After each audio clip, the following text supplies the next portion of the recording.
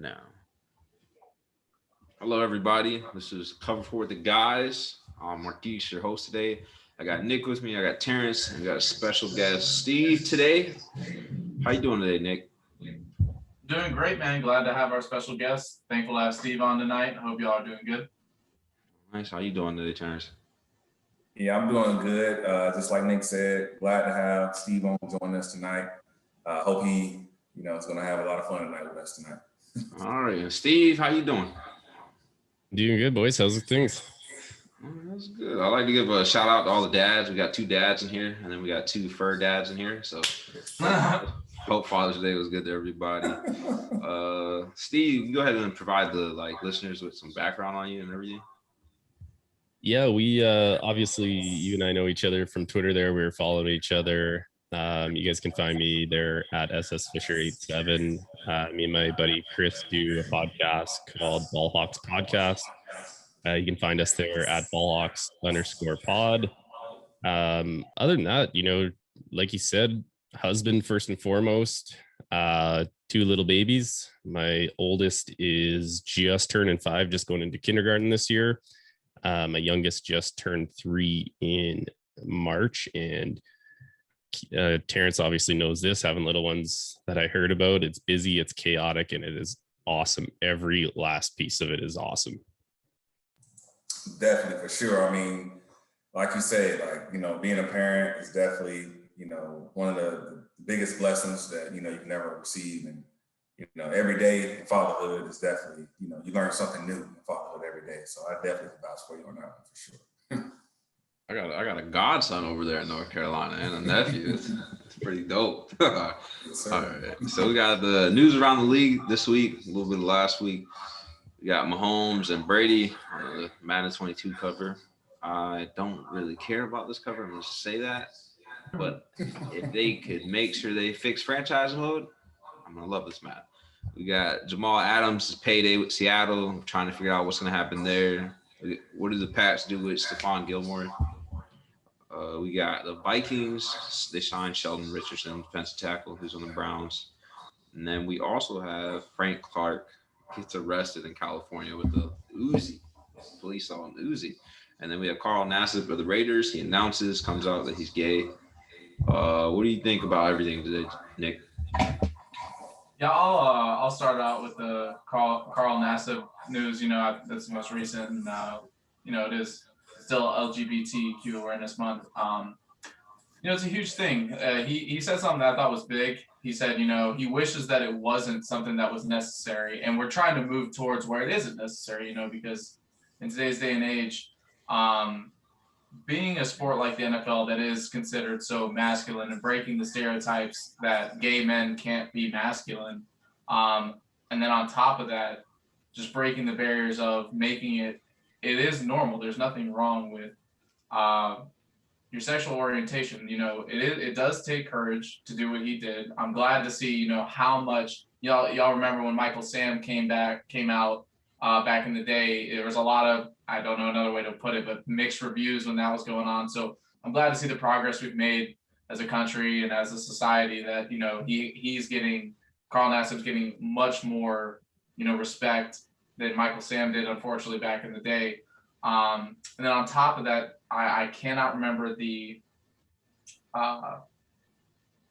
thing that he was donating to, but that awareness to make sure that we're helping out those in the LGBTQ community to prevent suicide. A lot of these people are ostracized by their own families. It's a really tough thing to deal with, and they need our love and support. So everything that he did, I think was a big win for the NFL and, just society as a whole. Yeah, definitely. I think you hit that on the nail. My sister, she's gay, so I'm behind. My sister too. Shout out everything, big dog. I support fully. I'm with it. I hope more players that are gay, they are comfortable now to announce, hey, and then I hope it's not this weird, awkward locker room tension. They're grown men and they should be able to navigate with it. I don't think it should be a problem. I'm actually looking forward to the future of it, and guys coming out and not having an issue with it. Yeah, Steve, for sure. Oh, go ahead, Terrence. Support it, you got to live your own life, feel like in this situation, just live live your truth, honestly. At the end of the day, live your truth, and what's understood doesn't have to be explained. That's how I look at it. Yeah, definitely. And I got something for those. This is big to me. Like those parents that aren't accepting of it. Make sure like that's your kid at the end of the day. Like you need to be accepting of that. Like you brought them into this world. Like no matter what, they're your kid. They're at one place they should be comfortable and safe is with you, like at home. So if they're not comfortable there to tell you, that's a problem. Make sure they have a safe environment and they're feel good telling you. You know what I mean? Steve, what stood out in the news for you this week? Yeah, I think you guys hit the Carl Nassib news perfectly. Like being a parent myself.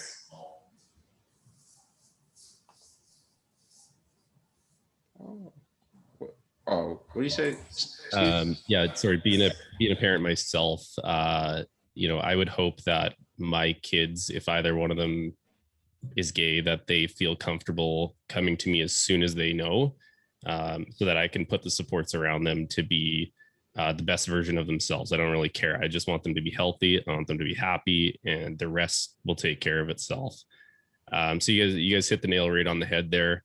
My one from this is the one that you said that you don't really care about, because I got a little fired up over this whole, like, they sent out the teaser of who was on the cover of Madden, and it was like the goats were coming out, and I was like, okay, who is this? Like, obviously it's going to be Brady, and everyone was speculating that it was going to be Gronk as well. And sure, you know what? He's in that tight end goat debate. And then they put Mahomes on the cover, and the first thing I thought of was, what have you done to put yourself in the GOAT conversation? Like, I feel like that term just gets thrown around way too easily, where it's like, what is he going into his fourth year? And you're like, okay, you've done a lot in a short amount of time, but you haven't done enough to be considered the greatest of all time. Like, I feel like we forget what that actually stands for. And he's not a GOAT in any way, shape, or form yet, but he's on a good kind of trajectory towards that. I think you hit it when you said the trajectory. I think that's why people labeled him that. My only thing about the video, I'm not even mad that they used two GOATs. I just mad they used Patrick Willis why? Remember, like, he's the Madden curse and lived it through. Like, I mean, hit the cover and nothing happened. But like you said, I think it's just really the trajectory of what he can do. And people are seeing it, but they also need to realize, like, what he walked into. Like, much how Justin Herbert, like, walked in the weapons on the Chargers. Mahomes walked into, he got Sammy, he got Tyreek Hill, he had Travis Kelce, and they were already rolling with Alex Smith. And Andy Reid's the coach.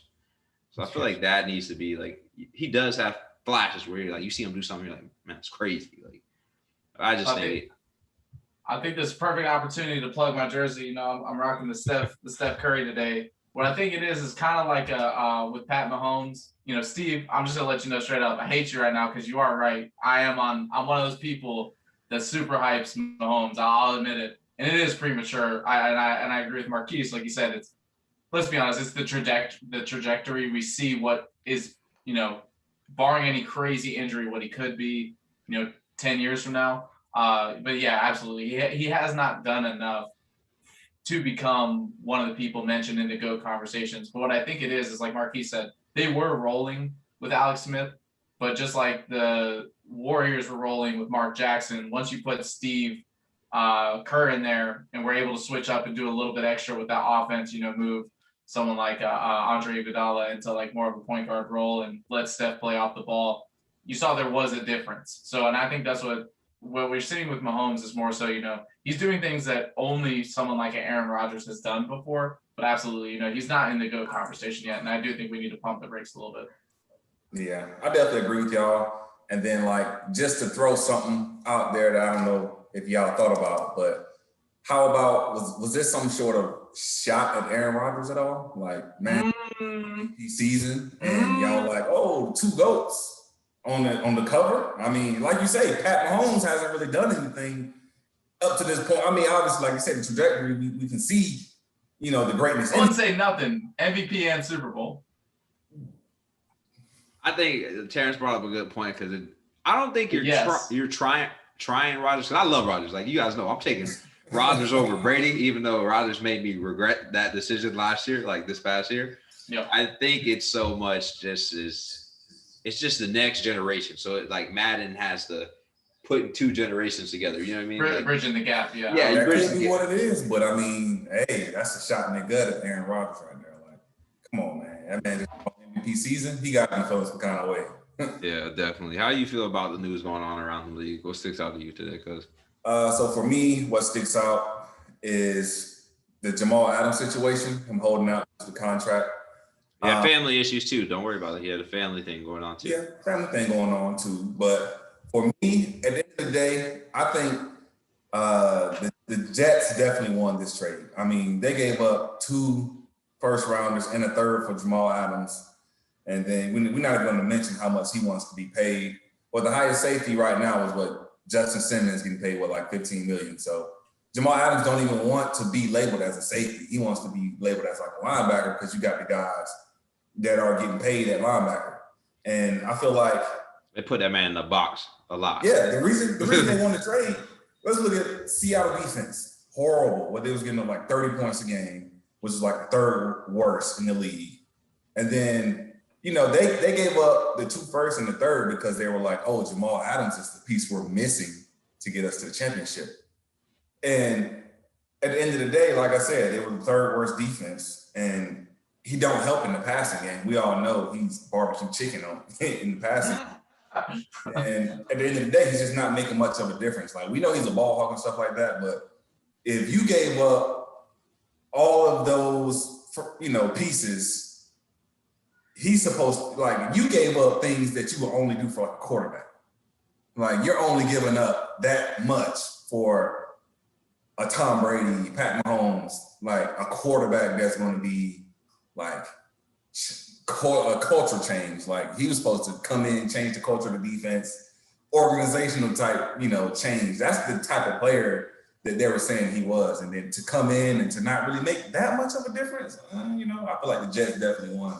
Man, Chris, Steve's co-host gonna hate this, man. He gonna, I don't To really. give you guys a little background info on that, obviously I get a little more intel on the Seahawks than I'd like to sometimes. But yeah, like the big thing with Jamal Adams is he wants to get paid like, and I think the word he used to describe himself was a weapon. He doesn't want to be a safety. He doesn't want to be a linebacker. And I kind of get that. I get the idea of this new age kind of hybrid person. We used to call them tweeners about 8 years ago or something like that, that maybe they're like a linebacker or a safety. What are you? For me, I don't mind those weapon kind of guys because they make an impact. Like you said, stuff in the run, getting in the box. He's never going to go one-on-one with a guy outside, or he's going to get roasted every time. And then the other thing with that is I tried so hard on our last episode to goat Chris into this conversation about like, oh, is there some sort of like crazy thing going on with Jamal Adams? And he's like, no. Like, are you sure? Like, and I just kept prodding and prodding and prodding. And he's like, no, man, I just think this is so overblown. The media is running with this. And even after saying stuff like, well, you know, he kind of is a bit of a diva himself in terms of where he's always in the media for something. And still Chris is like, I'm not worried about it one single bit. I think he's not. It's weird to me because he's not the piece that they needed. Like, he didn't throw them, like their defense wasn't good. So it wasn't like y'all threw all those pieces away and expected him to be the piece that was going to get you to the Super Bowl. No, like the offensive line is bad. Chris Carson can't stay healthy. You run this old play action like style offense, or all right, we're going to run the ball 2 times, and then we're going to go deep on 3rd down. Like, I don't think Jamal Adams was the be all end all for fixing everything in Seattle. So yeah, definitely. I agree, and I think you made a great point. Even like they needed more help, like with O-line type situations, running game type situations.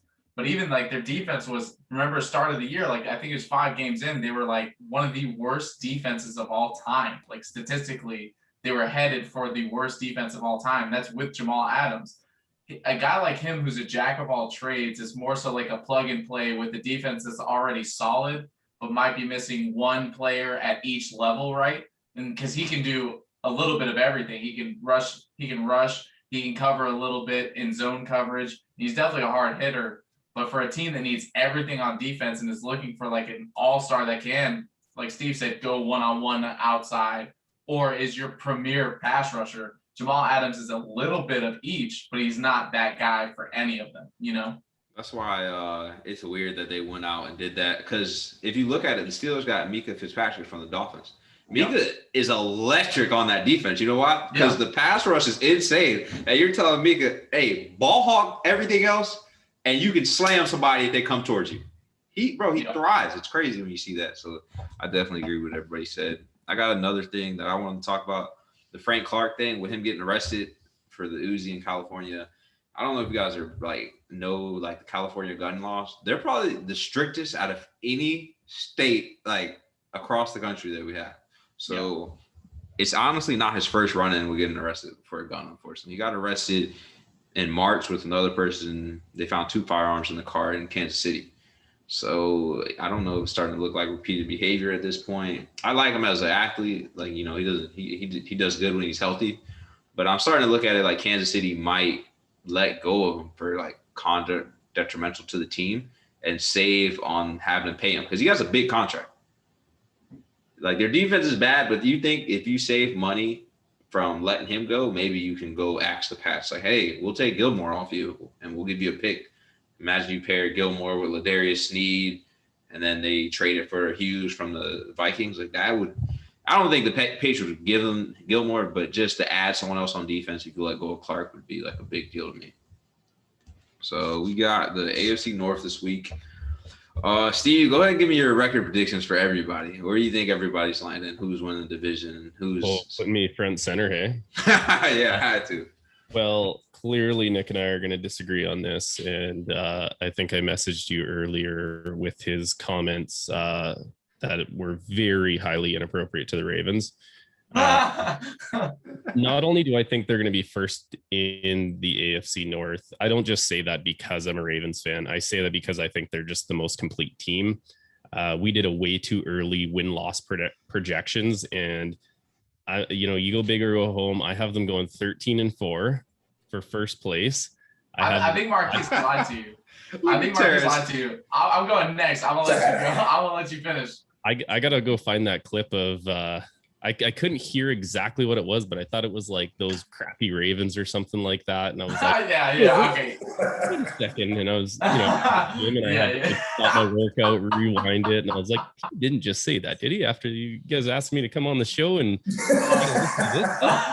hey, don't worry about it. He was playing with his podcast days that day. He almost got booted right then and there. Yeah. I have this is obviously you kind of lean towards your team. I think this could go plus or minus, most likely -2 wins. But the weird one for them is when we were going through our records, I have them as a 6-3 home record and a 7-1 road record. But if I had to give the rest of the division, I think I would give the Browns second place in the division. Again, just going by who has the most complete team. The Steelers trailed off so hard last year that it's hard to believe they're for real. But the thing they've got going for them is Mike Tomlin wins football games. He just doesn't lose. Good teams are coached by good coaches who win games. And then I think everybody with half a brain has the Bengals coming in the basement. Yeah, that is very true. All right. So let me clear the air really quick. So Steve, this is actually funny that you said that because I was just talking junk with Marquise when I said that. Because if Terrence will tell you, he's been trying our souls every week with our team, so I had to fight back. Believe it or not, I actually have the Ravens winning the division. It's even crazier. I have them going 13-4 as well. I swear on everything. I can show you my notes right here. So I'm going 13-4 as well. I think that they start the year with an incredibly easy schedule, right? So going into up to week 9, it's outside the KC game. Obviously, I think you have a pretty easy schedule. Then you go through the gauntlet at the end of the year, and that's where some of the losses start coming in. So I have y'all winning the division at 13-14. And I agree with you, Steve, that I kind of give a 2 or 3 give or take win and loss, because any given Sunday. So Cleveland could also win the division. I have them going 12-5. But I think I got the Ravens edging it. Whoever doesn't win the division will obviously get a wild card. This is one of the stronger divisions. I got Pittsburgh humbly coming back in this year. I think they have, like you said, Mike Tomlin wins ball games regardless of what's going on. I got them going 9-8. And for any of our Bengals fans watching, I'm really sorry I had to do this to y'all, but I'm as honest as it gets. Me and Marquise were talking before the podcast. I don't give sympathy wins. I got y'all going 2-15 this year, beating the Jacksonville Jaguars and the New York Jets. That's about it. So that's my prediction for the division. You cruel. You cruel. What'd y'all say? You know what's funny for the people that don't the people that are going to listen to this through Spotify and Apple and don't watch it on YouTube, Terrence's reactions are the best reactions because we would mute them. So his reactions, if you watch it on YouTube, you're going to see it. It's amazing. So Terrence, who you got winning and what do you got looking like? All right, so neither one of y'all get mad at me, right? However, I got the Browns winning the division at 12-5, right? And I got y'all coming in second, 11-6. The reason I got the Browns winning the division. So unlike Steve, don't get mad at me, Steve. I feel like the Browns have the most complete team. Like from top to down, their roster, like, man, it's hard to argue that, honestly. They return pretty much everyone on the offensive line. They have the best offensive line in football currently. And then they add John Johnson, Troy Hill, Anthony Walker, and Jadeveon Clowney on defense. Like, I don't even need to talk about, their defense and everything. It's just like. All right, so where you got the Steelers laying? They add a lot of pieces to their defense.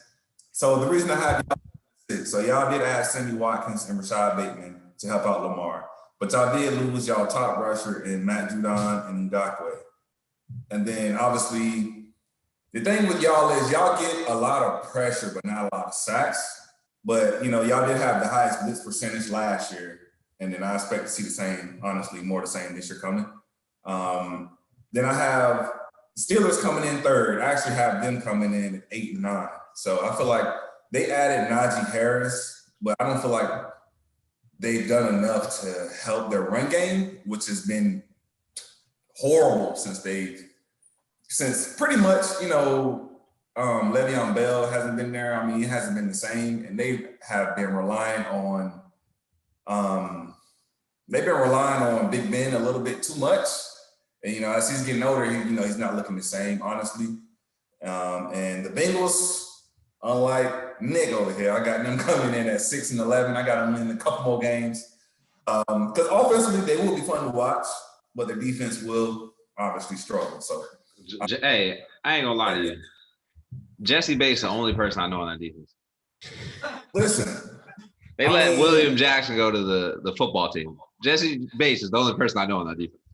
I'm so mad about the Penei Sewell. I love the Jamar Chase pick from the perspective of, they know each other, him and Joe Burrow, but y'all pass up on Penei Sewell. That was so sorry to me. I mean, for the Bengals, they added Trey Hendrickson, but they lost Carl Lawson, so it's kind of like a wash. Then they added Awuzie, the corner. They added from the Steelers, and then Larry Ogunjobi. So they added a lot of experience, but how much is that really going to help them, make plays? I'm being real disrespectful. I'm sorry. I know DJ Reader on defense is defensive tackle. Let me throw that out there. I think DJ Reader is really good. So let me put some respect on DJ Reader real quick. But y'all just disrespecting the Bengals today, huh? All right, yeah, it's one of those days. Every day here. 2-15. All right, so this is what I got everybody shaking out as. It's weird. I got the Brownies and us going 12-5. So I think we're actually gonna be tied. I think they're gonna own the split. We do go through the gauntlet at the end. It's like after that bye, it's week 8. From week 9 to like the end, it's competitive football. But I feel like it's good for them because I remember we went 14-2 and they had that time off because they had the best record.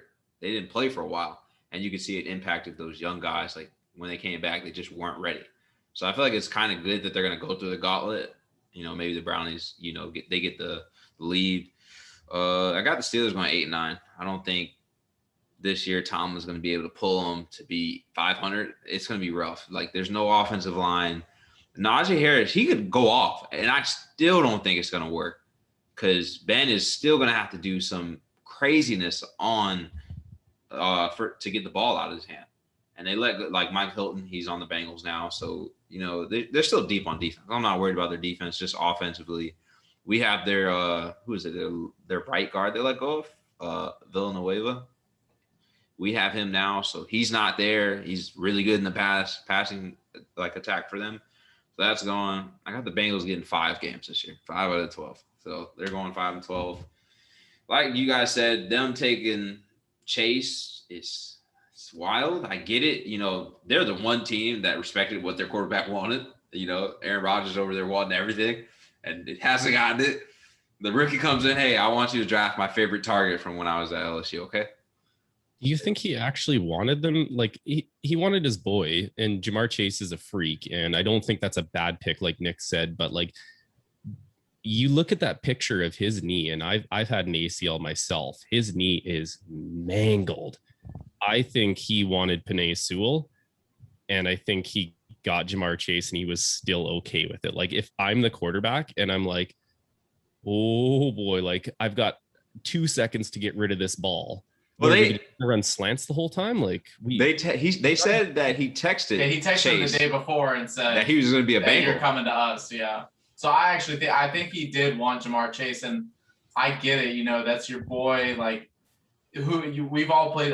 Steve. I don't know if you played sports, but we all spoke about this. You know, on multiple occasions.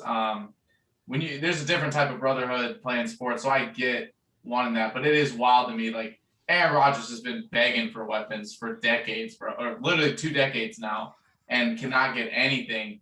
And I get it. Joe Burrow is that dude to me. I think he could be like one of the new faces in the league, but you're not going to get to see that potential if his knees are getting blown out every year, you know? So I agree with you, Steve. I disagree with you from the perspective that he didn't want Jamar Chase. I think that's the reason they took him.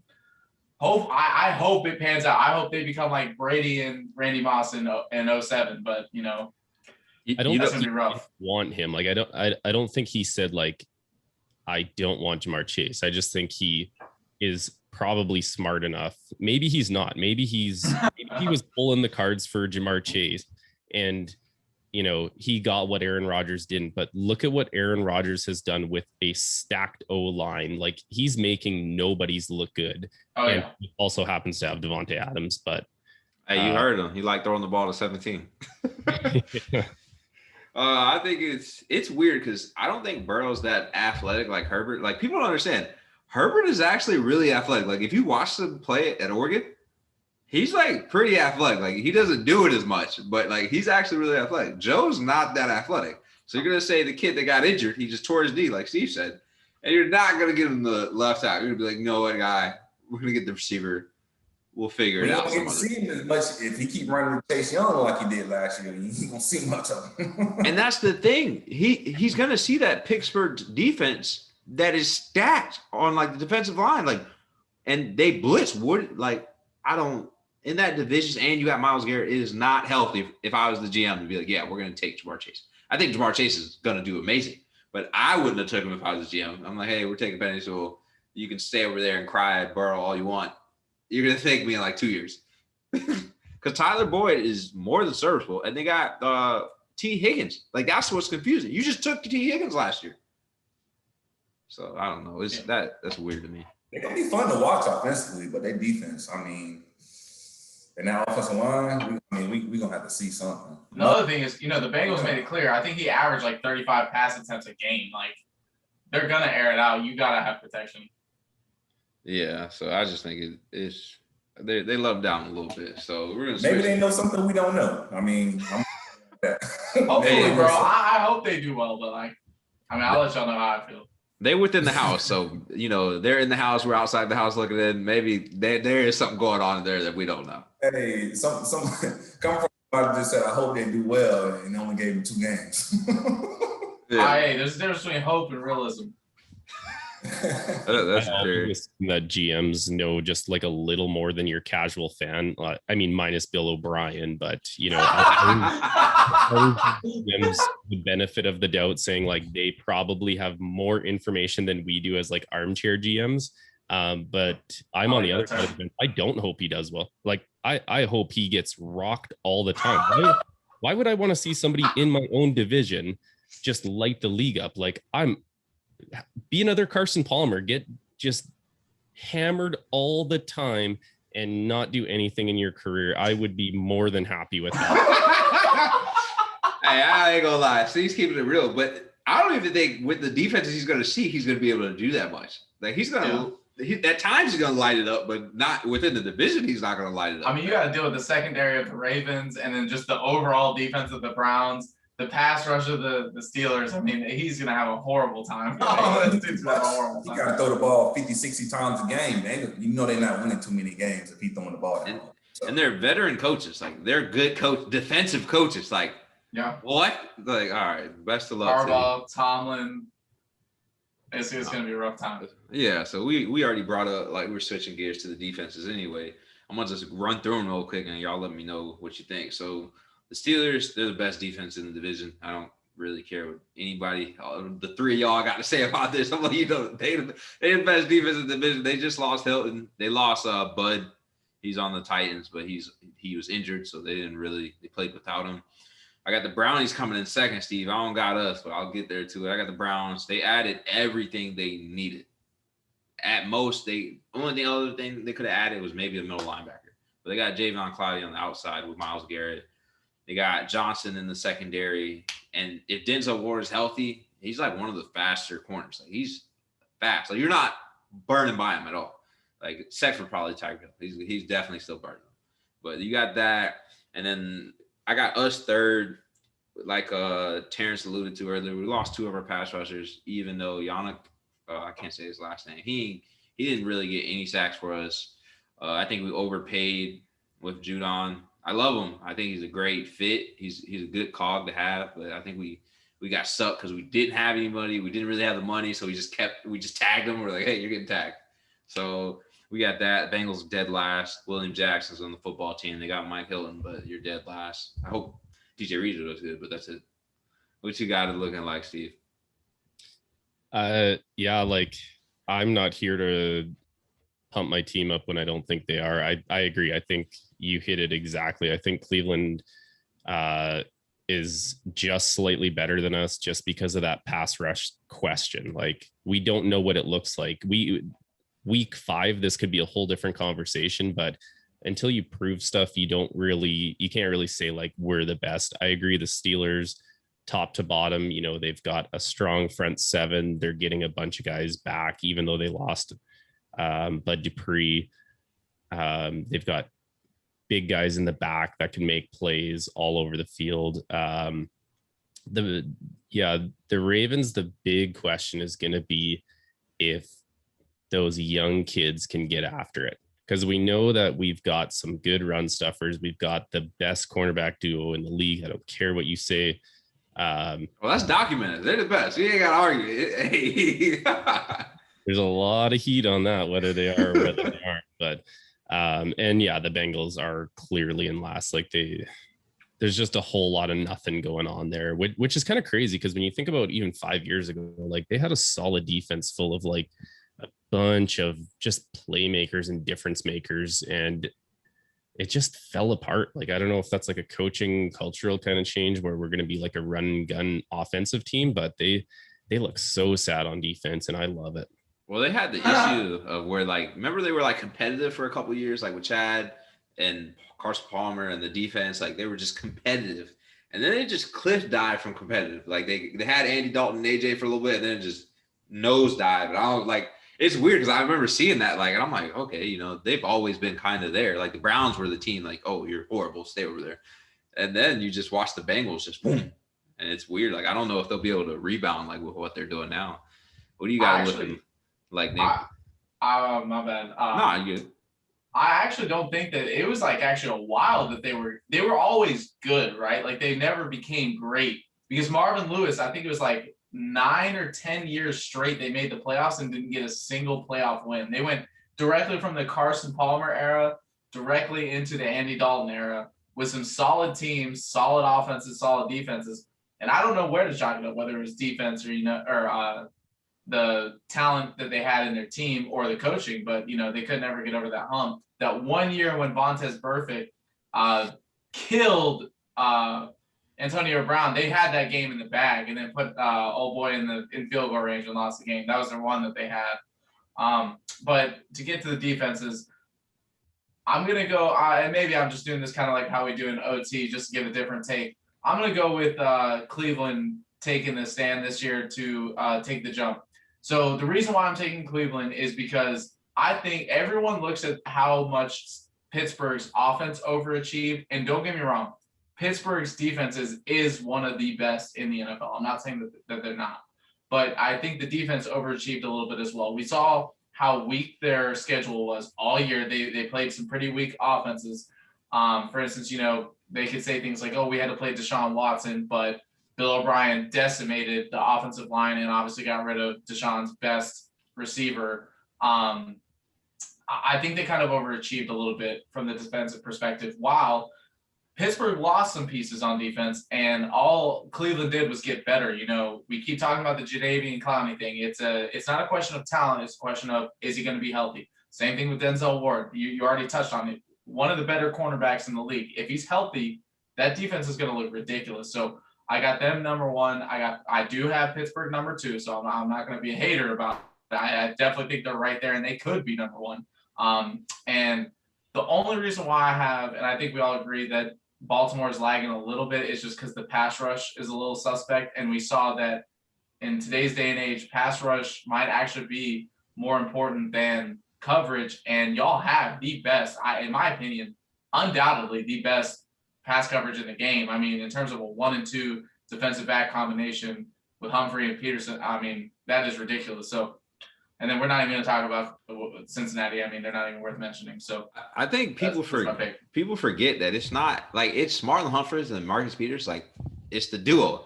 But then you have Jimmy Smith, Tavon Young's coming back healthy. Like, they're deep at corner, and they're like veteran dudes that know what they're doing. It's not like, hey, there's a rookie here and we're kind of like, how's he going to do? Like, all these dudes know what they're doing. Like, I missed that I hate that Jimmy Smith early on was injured so much. Like, he was like in and out, because he could have been like a top corner if he never really got injured. So you got that whole dynamic. Terrence, what is it looking like for you? Do not say the Patriots duo is number one. I might kick you out of the podcast. Don't do it. Listen, we deep at DB. We deep. You know that. Come on, don't cap. Y'all a good number 2 behind us. Okay. No. So we went from not even top 10 to now they're. Who? I never said they weren't top 10. I said the Giants. The Giants. You're right. Which one of y'all corners better than Stephon? Name what? Which one of y'all corners better than Stephon? Marlon Humphrey. Yeah, because Marlon. I think everyone would take Marlon Humphrey. It's funny. Listen, because Stephon's better. Stephon's better in man. Marlon can play zone, and Marlon goes in the slot, and he can play man. But don't. Yeah, I'll give you the pass. I'll give you the pass though. I'll give you the pass though. Marlon in man, he does get people rip him more in man. Like, you can probably get more of what you want if he lines up against your receiver in man. Because I'm not gonna lie to you, he does hold and he doesn't get called for it. It's amazing. I love it. I see it and I'm like, oh, he didn't call. All right, cool. But I mean, we got guys that's behind Stephon as well, like Jackson. And we got a couple guys behind him that are pretty good. This man's got the Brady and Monster as well. But to get to y'all division, we don't. Because I ain't even bring it up. It won't even me. I'm behaving today. So I'm going to Browns number 1 defensively. At the end of the day, like I said, like Nick said, they added JD, Troy Hill, John Johnson, Anthony Walker. Denzel Ward comes back. He's one of the top corners. And then you got Myles Garrett still. I mean, honestly, like top to bottom defensively, I mean, their roster on paper is looking kind of, OD, low key. So, if they don't get hit with the injury bug or anything like that, they're gonna be tough to beat. And I got them winning the chip. Remember that. Go ahead, Terrence. I got it. Behind them, I do have the Steelers. They did lose a couple key pieces, but we all know that their pass rush is still elite. And then I got the Ravens coming in third. They lost a couple pieces. Pass rush wasn't really great. And, losing the top pass rush they had, I feel like definitely is going to have an impact. But I feel like I said earlier, you guys are going to blitz a lot. So it's going to kind of make up for it.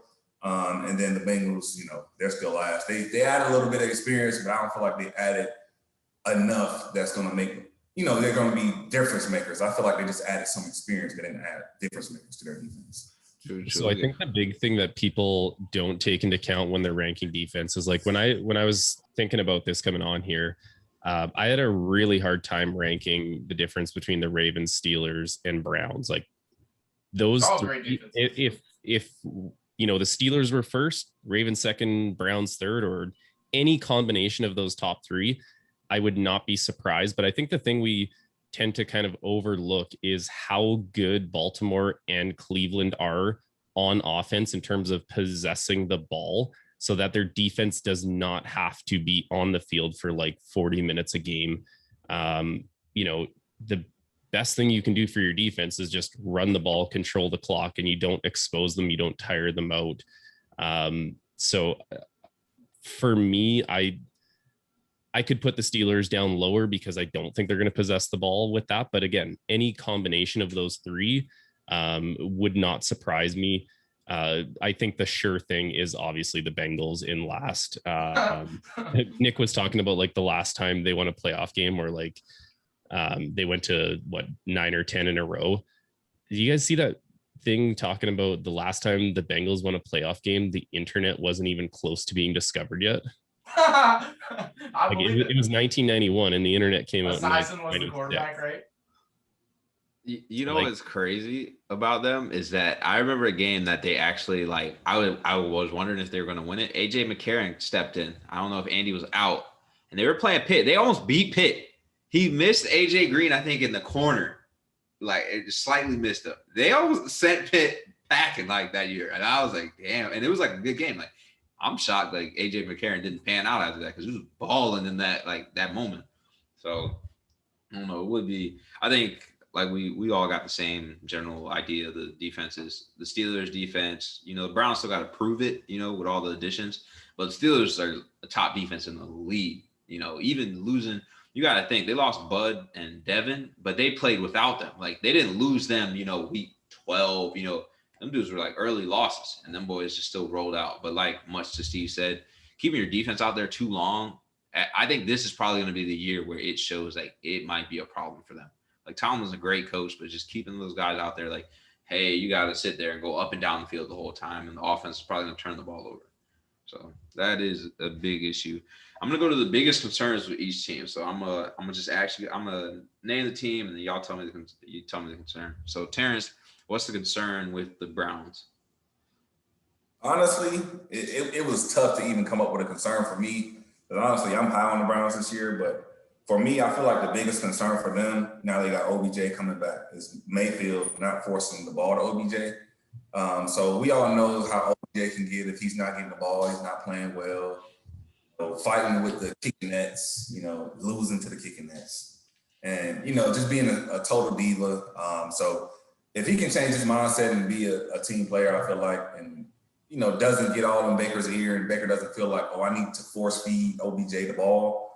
Because at the end of the day, they have the best O-line, top running game, playmakers at tight end, receiver, just every level. So I feel like if Baker can not turn the ball over, I feel like they have honestly a legit chance of going to the Super Bowl this year. So for them, that's the biggest thing for me. I don't see honestly anywhere else where they have a big hole or a gap that needs to be filled anywhere else besides Baker, solid play from Baker. And I feel like they're going to be fine, honestly. That's solid. I agree with that. I just think the difference for me on the Browns is just the defense gelling. If the defense could all gel with those new pieces, then that's another thing. I don't think Baker will do bad. I think he understands now. I can't force feed Odell. We did good without him. I can't force feed this man, because they're deep at receiver. And they got Austin Hooper at tight end. They got weapons. You ain't got to force feed Odell.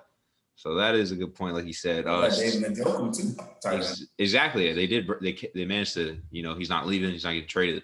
So Steve, what do you got the Ravens looking like? I think the easiest,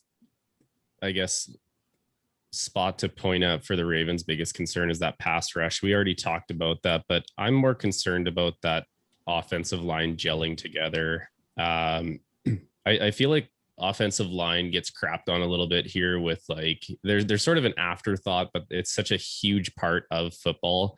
They have Ronnie Stanley coming back off of a big injury. Bozeman's moving positions.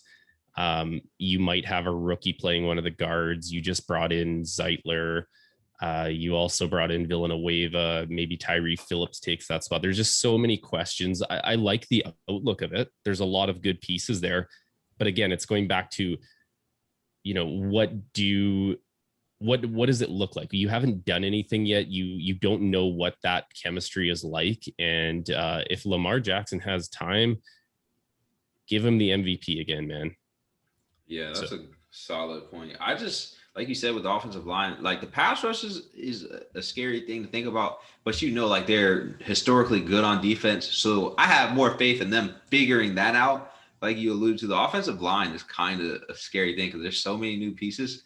I feel like with Ronnie Stanley and Orlando Brown, they went from like a young, like swaggier offensive line, and they had Marshawn Yada for like before he left and retired, to like an older, weird group getting mixed in with like the younger guys. And I'm kind of like, I don't know how this is going to work. Like, are they going to be able to benefit from each other? Like Stanley going to be able to bounce stuff off Villanueva and Zyder to be like, okay, like let's get this going. And will they roll good? Like, I want to see if Tyreek Phillips is going to develop, like, because we drafted him and he's been there. Like now you got to take the leap because we traded Orlando Brown, and like it's pivotal that this line plays good, because if they don't, I'm not hearing any Lamar slander. And I feel like if they don't play good, the Lamar slander is gonna fly, and I'm gonna be sick. I almost had to take a trip up to Georgia in 4 hours and beat up Nick about the Ravens. So it's crazy. I don't know. But Nick, I'm gonna throw you the Bengals.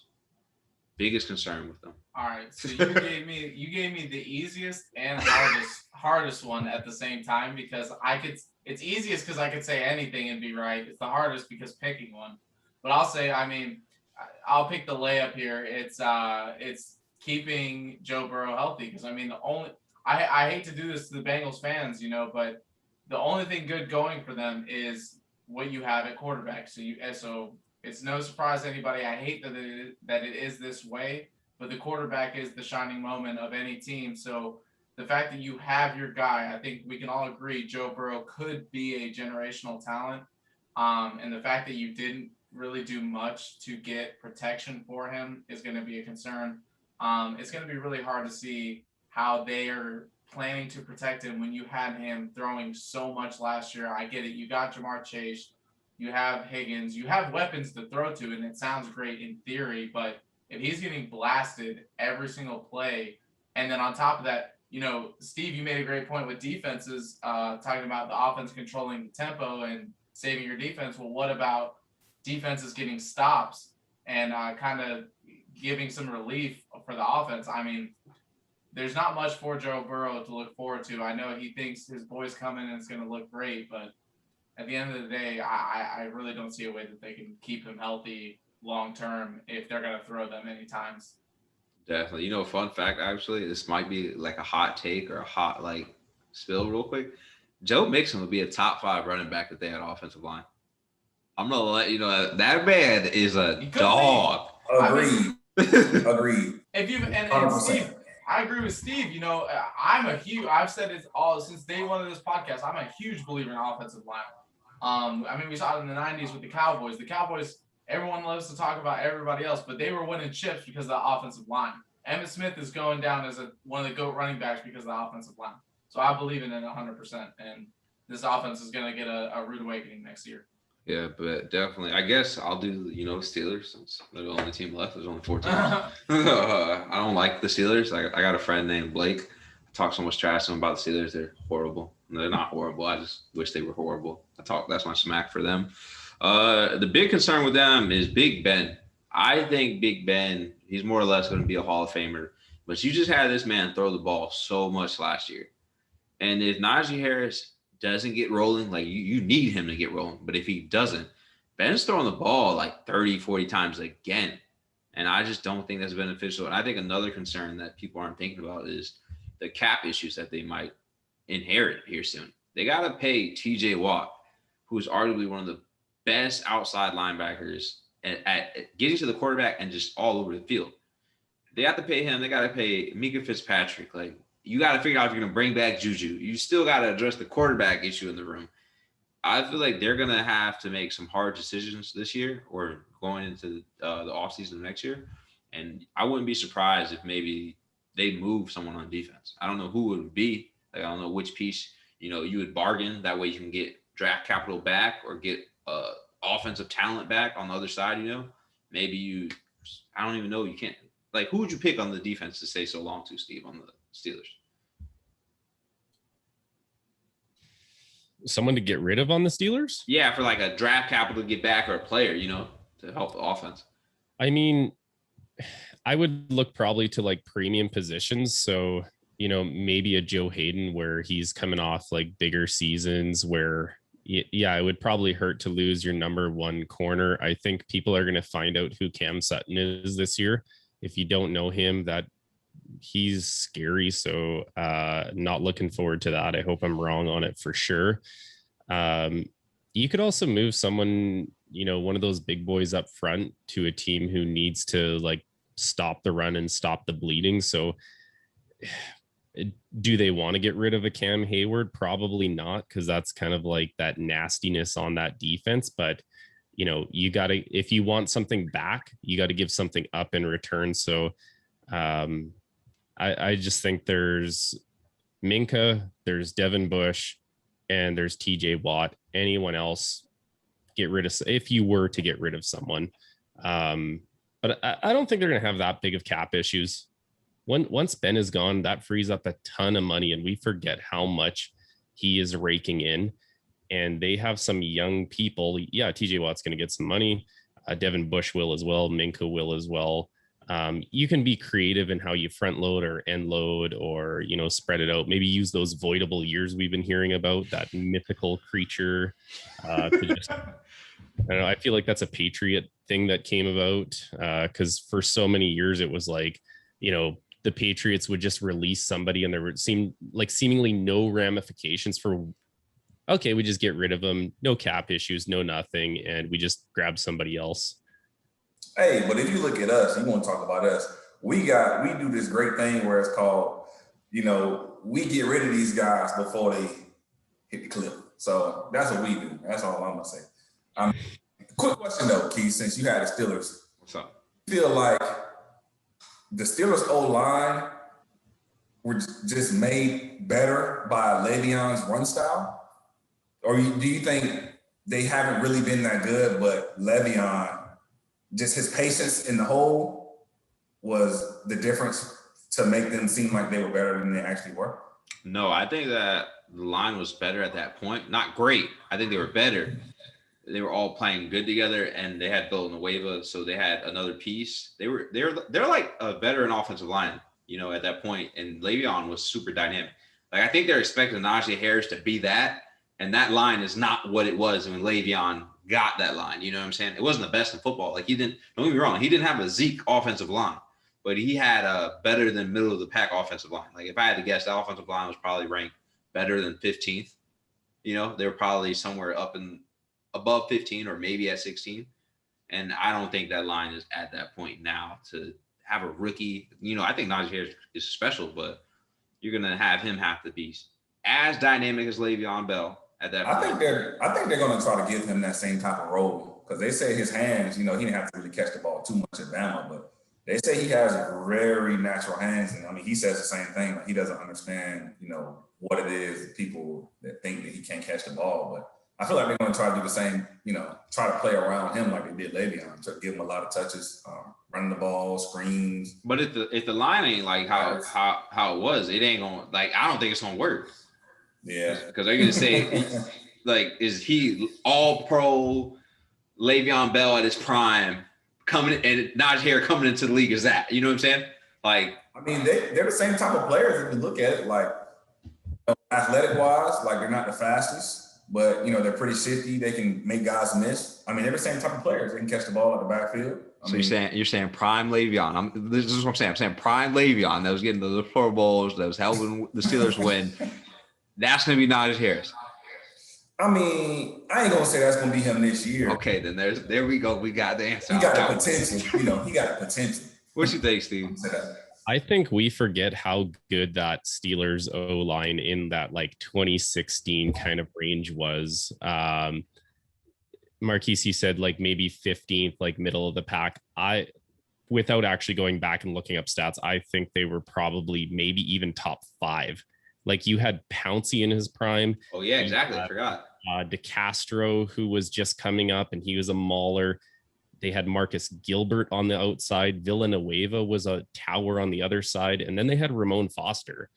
And all of those guys were big, physical, nasty. And it was the perfect style for Le'Veon to just explode because they could hold back a pass rush, let him find that hole. And like Le'Veon's fantastic. He's a remarkable talent. But you paired him with the perfect O-line to make his running style work. And like, I started following college football about like maybe like 12 years ago when I picked Bama. Obviously, they were like rolling at the time. Have stuck with them ever since. I think Najee is an absolute freak. And I hate that he went to the Steelers. That was the only time the entire draft that I screamed out loud no.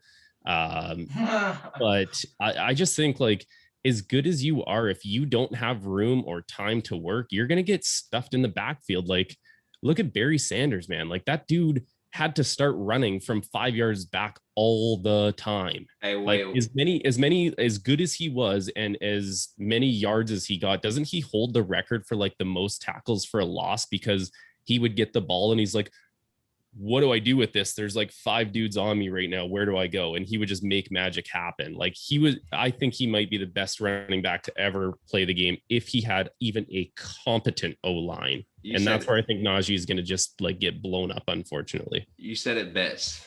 Barry Sanders, and that line was awful, but he was great. I just want people to remember that.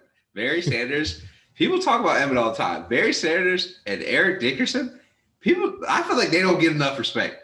Like Emmett gets all the love. Of course, you get Walter, but Barry Sanders with the no offensive line and him and Eric Dickerson running to one side of the field and then be like, oh no, this isn't going to work. Let me go back this way. Like that's just crazy. I just got to say something really quick. So I've said this on an episode before, Steve, is I truly believe this. Barry Sanders would have been the first running back ever to have 3,000 yards in the season if he played for those Cowboys teams. And just to let the children out there know, yes, you are right. He has the most negative yardage ever in an NFL career, but that's why everyone always brings up his line from the line of scrimmage yards, because he also has the most yards from the line of scrimmage also. So think about how crazy good you have to be to have the most negative yards ever and have the most yards from line of scrimmage. I mean, I think we all agree Barry's one of the GOATs. To me, he is the GOAT. But if not the GOAT to you, he's got to be one of them, right? Yeah, definitely. I mean, for me, it's between Barry and Eric. I don't count Walter because I wasn't live. Like, I see Walter highlights, and I know he's special. But, I mean, I'm taking either Eric or Barry. That's where I'm rocking for the top seed. We're going to change it up a little bit, answer some questions real quick. Not the overtime questions. Don't get twisted. We're not there yet. But, Steve, I'm going to start with you. Do you think Baker is worth the money, and what type of deal, if you had to judge off of other quarterbacks, would you give him? This is probably going to be contrary to most people, but one of my best friends was a groomsman at my wedding. He is a diehard Browns fan, so we've talked a lot of Browns, and yes, Baker is worth paying. They haven't had anybody. Are they going to overpay for him? Yes. What's the alternative? To go through Johnny, to go through Brandon Whedon, to go like, you see those shirts with all the quarterbacks that they've listed. And I think they're just tired of that. Like, if Kirk Cousins can get record-setting deals, why can't Baker? Baker can put up Kirk Cousins numbers. Has he? Not quite yet. But again, we're talking about a guy who's just 3 years into the league. I actually don't think this is as big of an issue right now as it will be later on. And maybe if they want to extend him to kind of lower some of that cap hit later on, it might be a good idea, but he's still got his 4th-year deal. He's still got that 5th-year option being a first-round pick. I don't think you have to pay him more than let's say top 10 money. And to be honest, like Marquise and I know, like quarterbacks reset markets all the time. Joe Flacco did it. You bet on him.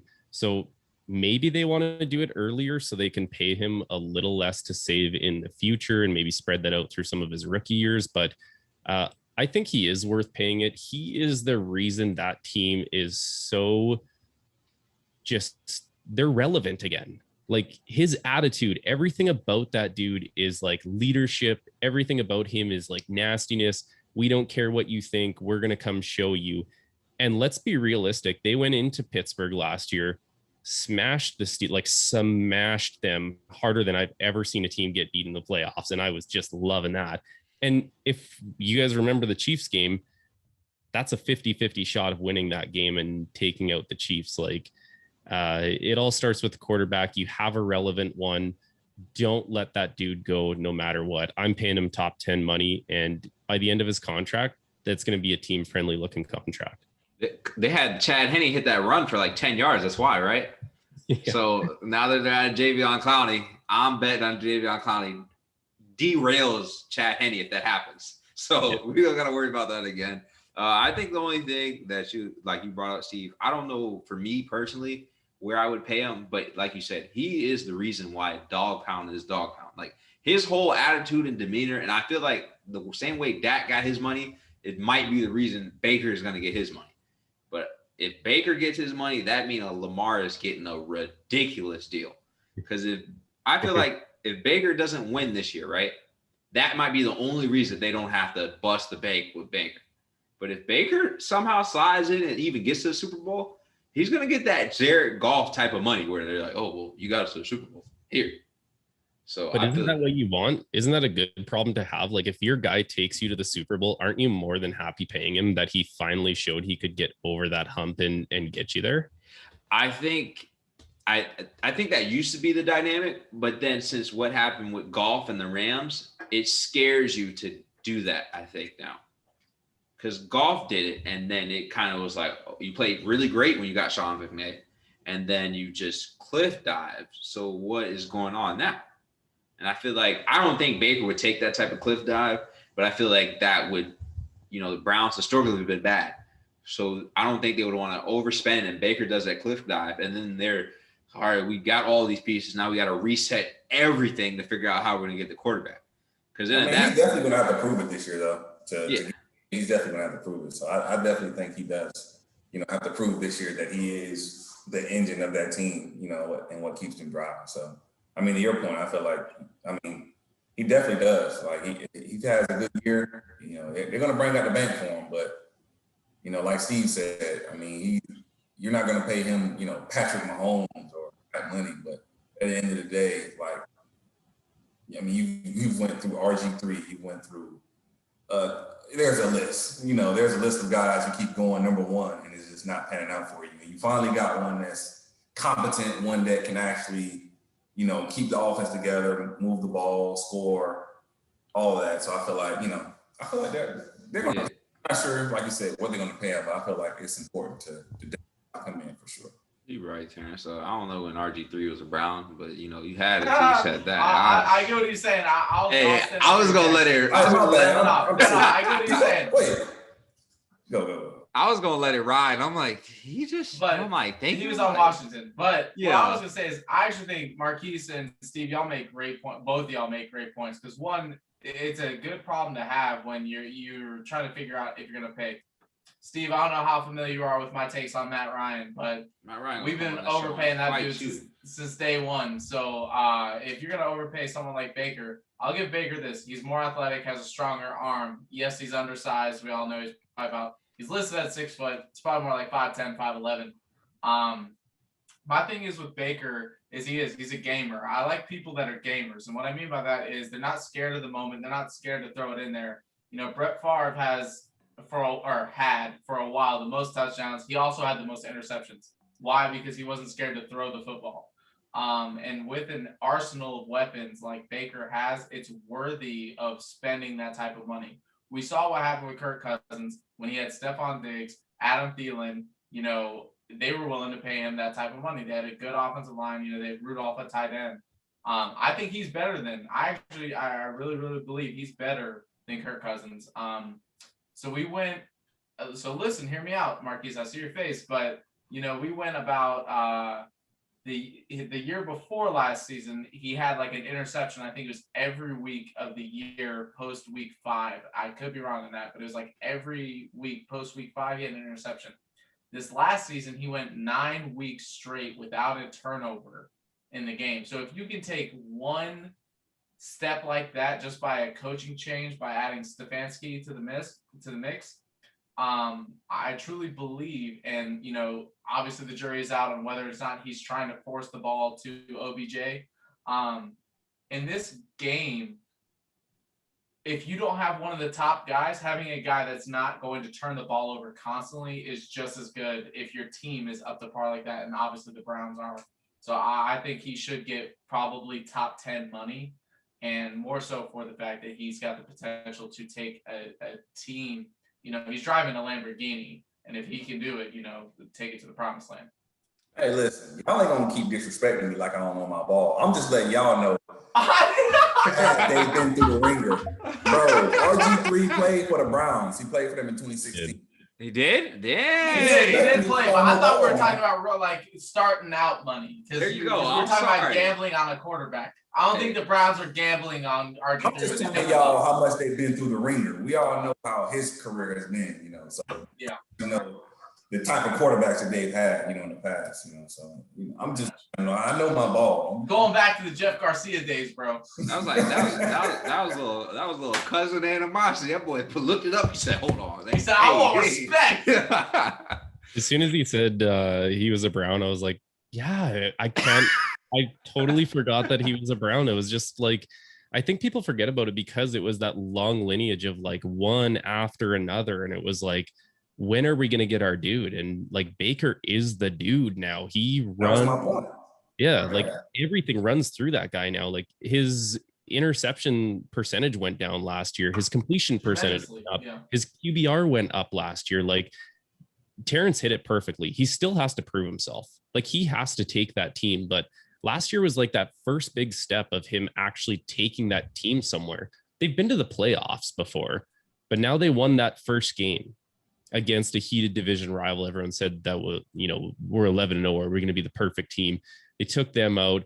They went and took the poster boy Mahomes right to the ringer and like should have beat them if it wasn't for that one like weird play that's not going to happen. 1 out of 100 times that play happens. So, I mean, at this point, like you say, Steve, he doesn't have any excuses to why you're not winning. Like from the offensive line, you got the best offensive line, a two-headed tandem duo. We haven't even talked about Nick Chubb yet. We didn't even mention this whole podcast. We haven't mentioned Nick Chubb. We didn't mention his name once.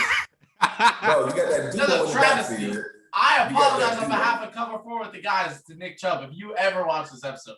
That's what I'm saying, bro. You got that duo that's in the backfield. You got receivers. You got tight ends. The defense, y'all brought in a bunch of key pieces that can potentially be, game changers and make a big impact for y'all. So I feel like from top to bottom, this year, there's no excuses to why they're not winning games this year. It's funny, if they would have had a confident linebacker, maybe like another middle linebacker, he probably would have got Chad. Like he would have caught him before he made that first down. Like, he looked like he was just chilling, running the ball, like, oh, I'm gone, That's the only reason they drafted Jeremiah Owusu-Koramoah. They saw that guy and they're like, we are not going to fall victim to that one again. You're going to save us if this ever happens. So yeah, we had that. I got a question for Mr. Receiver over there. He knows what I'm talking about. It's Nick, 8th grade wide receiver. Let's go. What's up? Yeah, slow feet don't eat around here, Mr. Treadmill. What's the mile times? Somebody's running on the treadmill. We're not going to discuss how easy that is. I'm actually proud that Terrence came out of the woodworks and ran a 6:58. I know Terrence out of nowhere. Just 6 minutes. You know what's funny though? He called me, right? Because we talk all the time. He FaceTimes me. He's like, yeah, bro, like I've been hooping on Saturdays, right? So I'm thinking Terrence is like in full dad shape, right? Like he has this little dad bod going. I'm thinking he's in full dad mode since I've seen him, right? I saw him on New Year's. So I'm like, all right, bro, my cousin's just in dad mode. He hasn't done anything, right? This man's been hooping, right? he FaceTimes me where he's gonna run at. He's like, yeah, you think this will be like good enough? And like me running with the app we use. I'm like, yeah, bro, like you're good. Just start whatever you want. Comes back, drops a message in the group chat. I'm like, yeah, you're probably gonna run like a 7:30, maybe, maybe a high sevens. This man ran a 6:58. If he don't leave me alone, this man is a liar. I told y'all last week when I ran last week. I ran a 7:50 last week, but you didn't believe me. Oh, you didn't say what you ran last week. Okay. I did. Nick, I told you. They didn't believe me, Steve. It be your own people. They don't believe me, man. No way. Terrence, the thing they're forgetting about is they don't understand the dad levels. Like you get dad strength, and that stuff like pulls you in a whole other direction. Like you're thinking about all those late nights that you didn't sleep because that kid is screaming in your ear, and you're like, I can run a 7-minute mile. This ain't nothing. Like I didn't even sleep for 2 weeks one time. You know, listen, don't forget, man, I'm a competitor. I played collegiate ball and everything. So competition it's in my blood. Honestly. No, we're the family is super competitive. We had our little like cousins and his brother talking trash to us about basketball. When was it for Crab Boy? We had a family Crab Boy. Yeah, March. We let them score like 3 points, and we put up the most, maybe 35 on them because they just wouldn't stop talking. We beat them like 20 times in the same game. It was disrespectful. It's funny that they talk so much to us. His little brother talks to me all the time about Madden. I've destroyed him so many times in Madden. I wish he would stop trying to play me. Are you talking about his little brother, or are you talking about Chris? Because I heard there was a bit of a floor sweeping with that dude earlier. Yeah, I mean, I'm sorry we had to do this on the pod and get a little distracted on you guys, but I beat my cousin, his little brother, all the time, right? So Chris hits me up. He's talking like on Madden. I see him talk about Madden. I'm like, hey, bro, like let's play one day. Da da da. He's like, yeah, like I play normally on Sundays. My daughter's at swim practice. I'm like, all right. See, and to Chris's point, he was real humble about this. Like he didn't come out cocky or say anything disrespectful to me. Like, oh, I'm gonna air you out. Nothing. He was just like, yeah, let's play. A real sport, right? So we started playing. He comes down. He uses the Seahawks. I use the Bills. He scores on the first drive, but he misses the field goal. I am, Terrence. When he missed the field goal, I was like, oh, I'm going to turn up. He missed the field goal. It was over. Hey, I'm going to let him know the score at the end of the day, I think it was 12-48. If he would have talked trash to me, I would have put up 60. So I'm glad he did not say nothing. Like, and he played the whole game. I'm like, I would have quit. he stuck in there the whole game. So he got humbled pretty quick. I want to say it was like a month ago or so. We, our good buddies, do a hockey podcast, and we just decided we would.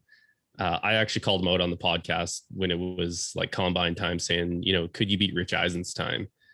And he was like, oh, for sure I could, like, no problem. And so we started. Anyways, it snowballed way out of control. It turns out we had like the Ball Hawks podcast versus the PP1 podcast. It was like podcast versus podcast. We did like 3 different drills, and he's like, I am gonna just toy with this guy. He's like, I'm even gonna give him the first event. So he gives him the first event, and I'm like, dude, what are you doing? Like, you're embarrassing yourself at this point, man. And he's like, I got this. Like, it's no big deal. So the first event was broad jump. He gives it to him. I think he's lost.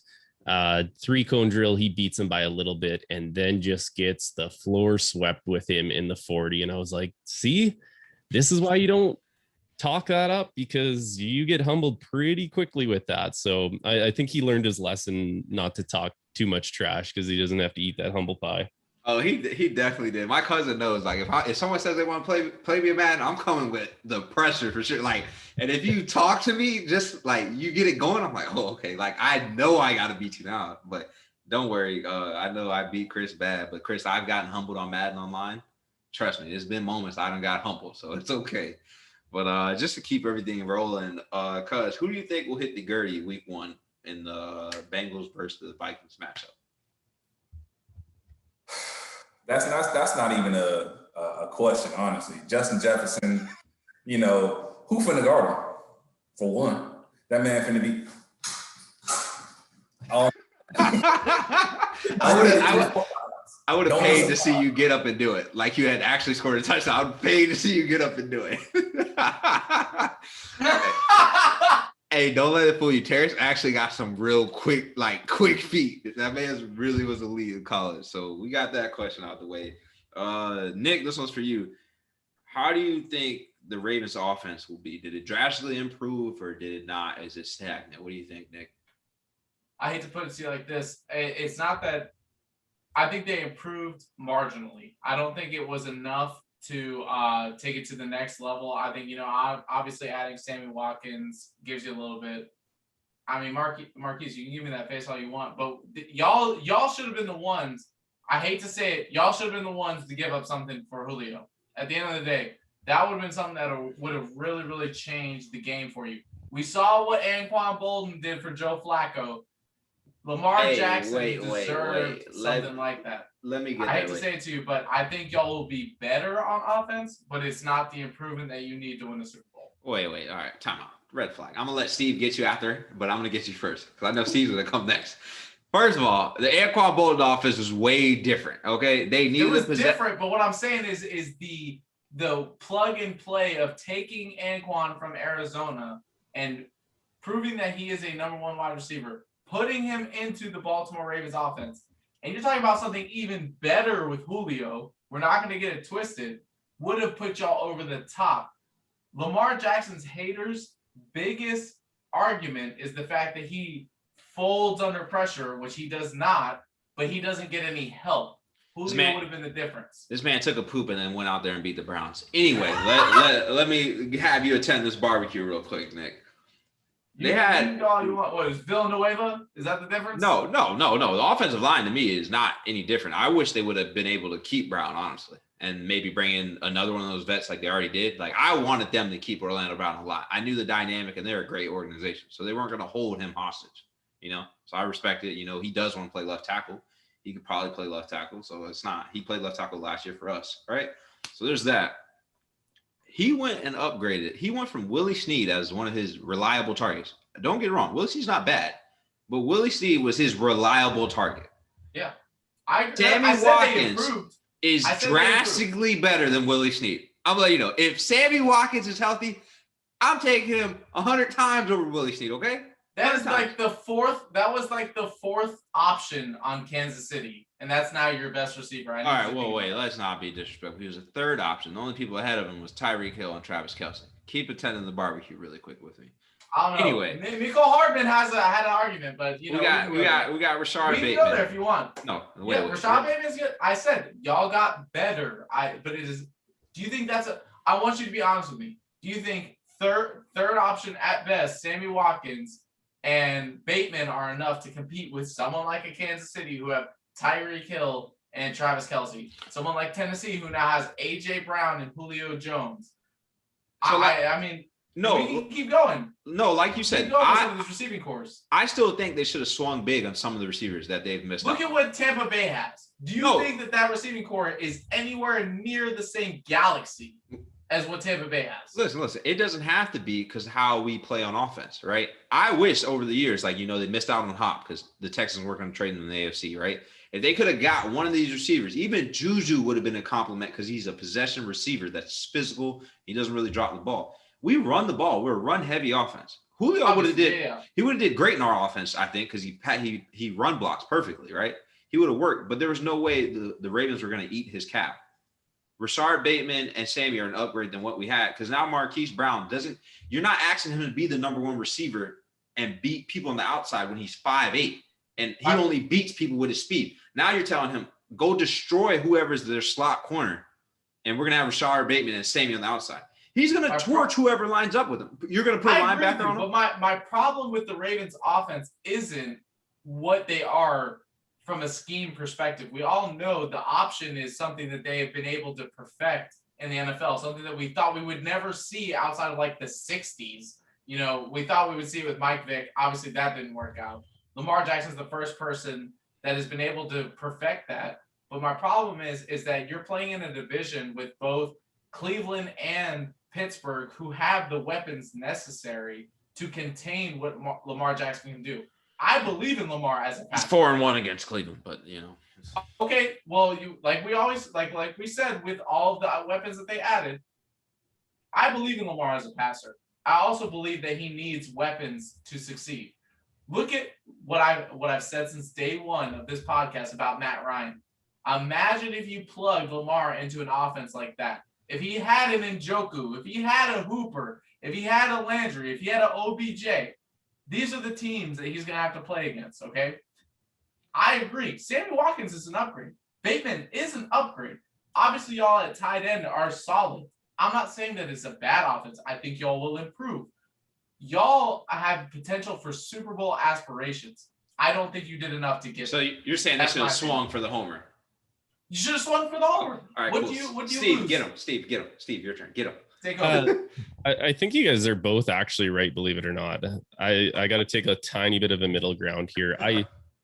I agree. I think Julio, you're an idiot if you think that adding Julio to an offense would not make you drastically better. Like, I don't think anybody's saying that, but with adding Julio to an offense, you've got to allocate $15.3 million to that guy. So what do you take out to get that piece? Because they can't do it under the salary cap. Or like, who are you restructuring to maybe handcuff yourself in the future? So I get it. I wanted Julio, a Bama guy myself. I wanted them to get that number one receiver. I don't know if Terrence, being the wide receiver expert here, if you've seen any Rashad Bateman film, but man, that dude is slick. Like he looks like Stephon Diggs out there. Maybe even he's nice. better. He's nice. He is. So I like that. I wouldn't call like that upgrade marginally better when you're talking about Willie Snead being the comparison. And I love Willie Snead. Like, he's got good hands. He's when I say marginally, I meant the offense overall. I don't mean the pieces individually. Fair. I think that's a good distinction to make, because I think the offensive line, we just, again, going back to, we don't know what it is. If the offensive line gels, that's a drastic upgrade. But the big one I always keep going back to, and Marquise mentioned this, is the Ravens are a run heavy team. Like, we're not trying to change our identity to throw the ball 60 times. We got Nick Boyle back, best blocking tight end in the league. You can do a lot of extra just personnel matchups when you have that extra tight end. Like, they're not going to do those 22 things when you have Tomlinson out there, right? So it gives them a lot more flexibility on what plays can be called.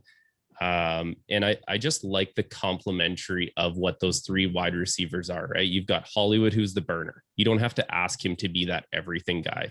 You've got Sammy Watkins, who's kind of like that jack of all trades. He's reliable. He's, I think he is going to be a safety blanket for Lamar. And then Rashad Bateman, like, my comp is Diggs, because he's just so silky smooth coming in and out of those breaks. He makes it look effortless. Like, you watch him running and you're like, man, that dude is slow. And you're like, wait a second, he's blazing by fast guys. Like, he's doing this all at top end speed, but he just does it so silky smooth that you don't even notice that he's doing it. So I agree, Nick. I think it did make them, I wouldn't say marginally, but I would say above marginally better. I'm a huge believer in planning for the future as well. Like, yeah, flags fly forever. I want to win that Super Bowl, but like, do I want to go through 10 years of just hell as a Ravens fan for that? Probably not. We already did it with Alex Collins, if anybody remembers who the running back was. He did good one year, but I just want y'all to know that out there. What do you got, Nick? I mean, all I was gonna say is what I mean. I'll concede to you, Steve. Maybe it's better than marginally.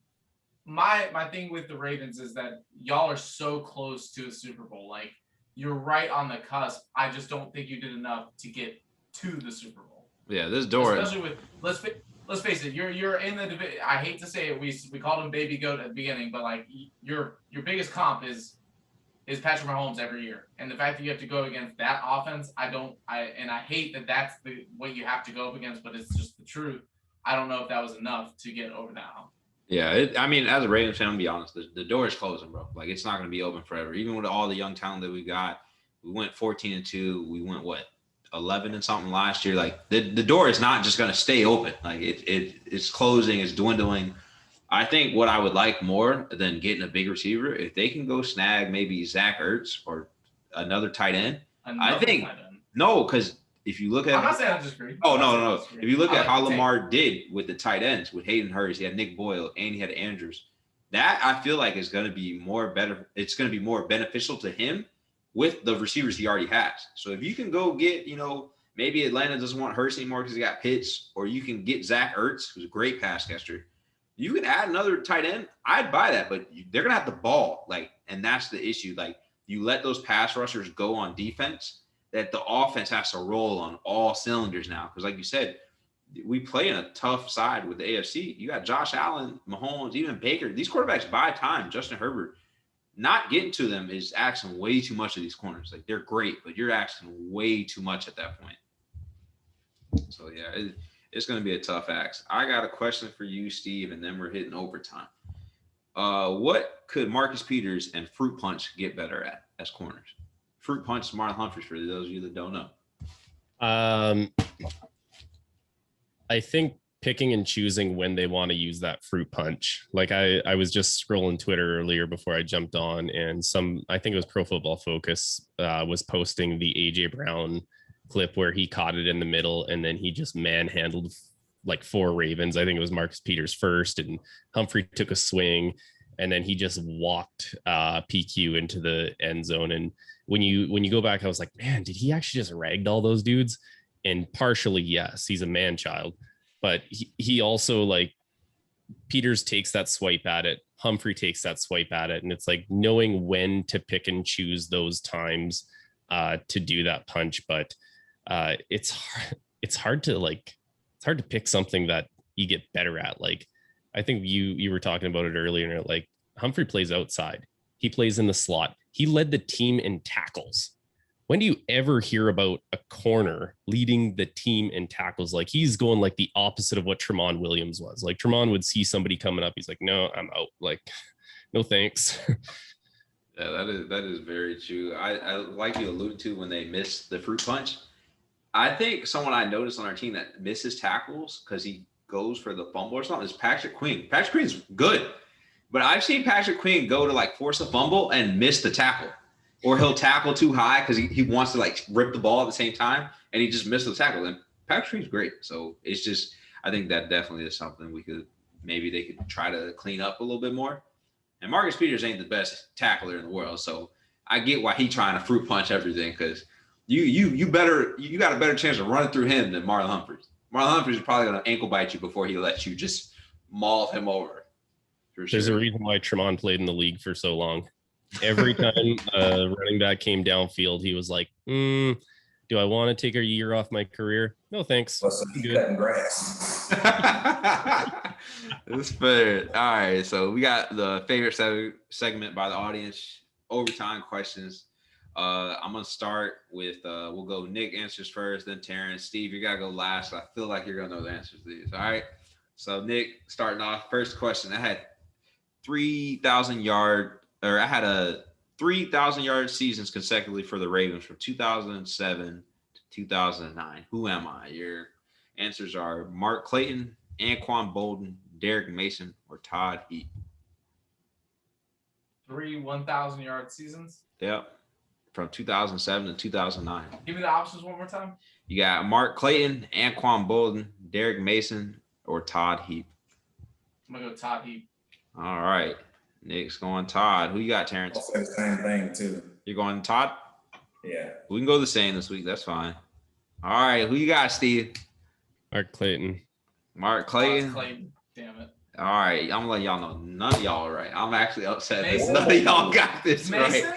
right. Derek Mason was an animal. I'm letting you know. That was my second choice. Dang. I just picked, because I knew it wasn't Bolden, because I don't even think he played till 2008 or 2009, so I knew it wasn't him. Yeah, I knew it wasn't Antoine, but I'm like, Derek, actually, people forget, Derek Mason is he's like a Steve Smith, but not as physical. He's physical, but Steve Smith is way more physical.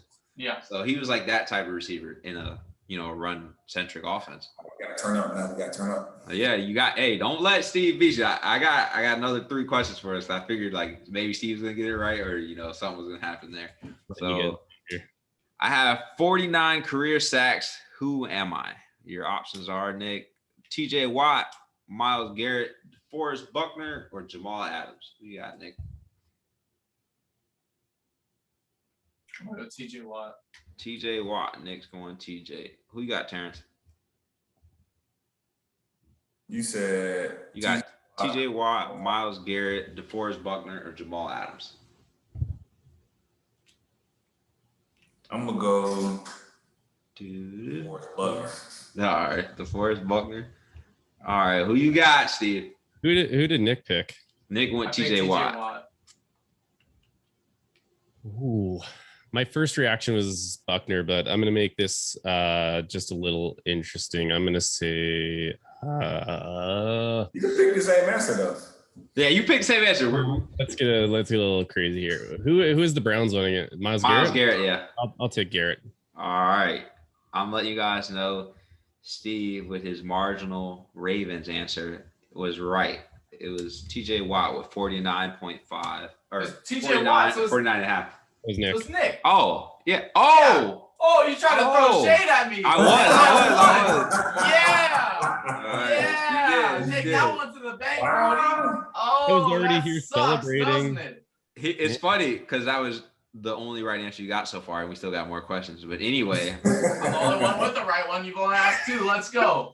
Myles Garrett has 42.5, DeForest Buckner has 38, and then Jamal Adams got 21.5. I was just wondering. But TJ Watt was the answer. I just want to make sure. Anyway, keep going. Good talk. Good 7-10 mile.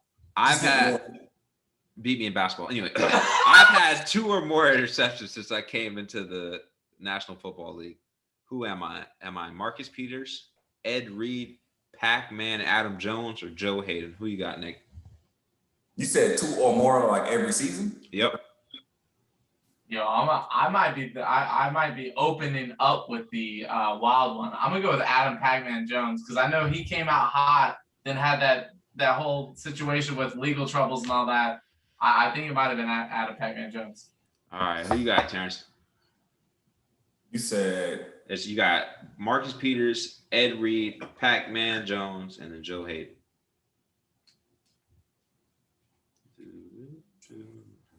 Bro, Terrence is thinking, bro. I swear, every time Terrence is up, Terrence sitting there like, I got it. I'm gonna go Joe Hayden. All right, Terrence is going. So, all right, who you got, Steve? I feel like this was a trap question. Like you wanted me to pick Ed Reed, but Me too, bro. I want to pick Ed Reed so bad. You know what? Right down the plate. Funny story about Marcus Peters. The game that he got traded to the Ravens and they went to Seattle. I was at that game. That was actually on my honeymoon. Ooh. My wife picked it. She was like, "Hey, do you want to? I know the Ravens are coming to Seattle. You want to drive down there and we'll go watch it?" And I was like, "Anyway, for a reason." And we got to see Marcus Peters have that. He's so perfect at goading quarterbacks into throwing the ball, and then he just goes for it. So I'm gonna go with Peters on this one. I was thinking Marcus Peters too, but I'm glad you did, Steve, because I needed someone to tie Nick there. It was actually Marcus Peters. He's had 2 at least every year. He actually, I think, since coming into the league, got the most interceptions. Bro, he has a crazy amount of interceptions.